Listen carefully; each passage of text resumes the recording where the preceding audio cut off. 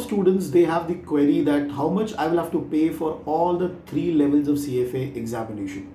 Okay, the answer is very, very simple. Okay, if you take into account the one-time enrollment fee from the 2023 examination and the early bird fee of $900 for each level, the total cost that will come is around 3050 USD, which comes to roughly around 2.5 lakhs INR. Okay, now this number is the minimum to minimum which you will have to pay if you clear all the exam in the first attempt.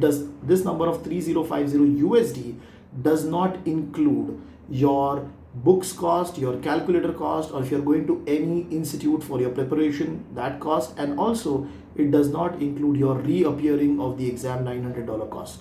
So if you prepare for the exam properly and give the exam in one shot, minimum to minimum you have to pay 3050 USD, which is around 2.5 lakh INR.